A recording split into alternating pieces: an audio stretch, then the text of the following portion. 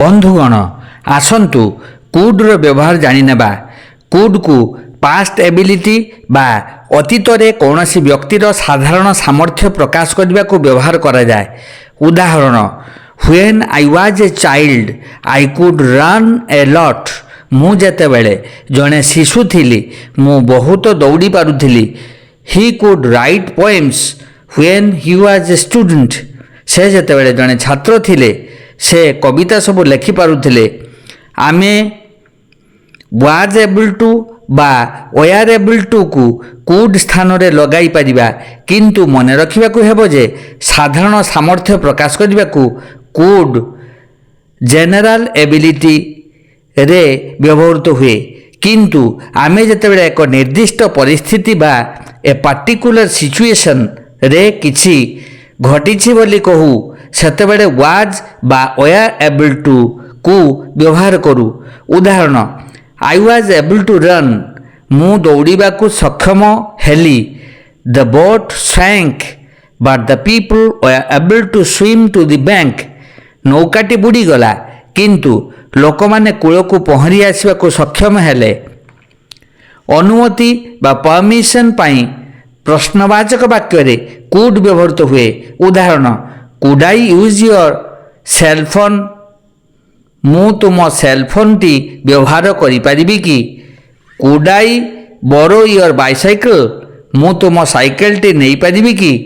काहाकू भद्र बा विनय भाव रे अनुरोध करिबा को हेले कुड व्यवहार करी प्रश्न करा जाए।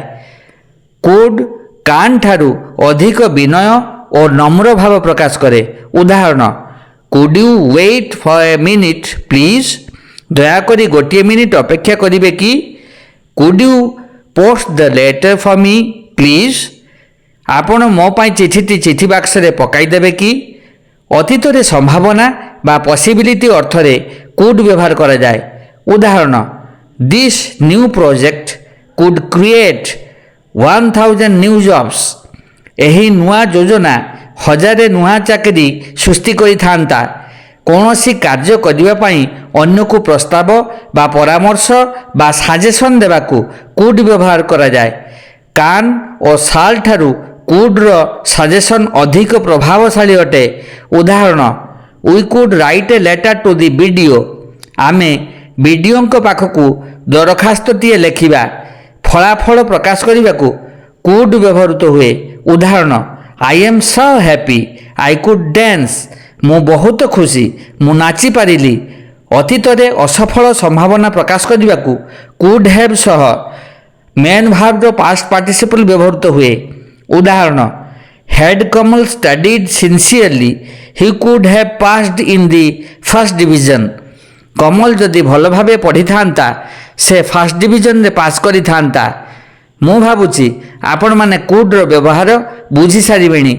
जदि एही वीडियो लेसन टी शिक्षणीय होईची तेबे दया करी सब्सक्राइब लाइक और शेयर कर दियंतु। धन्यवाद।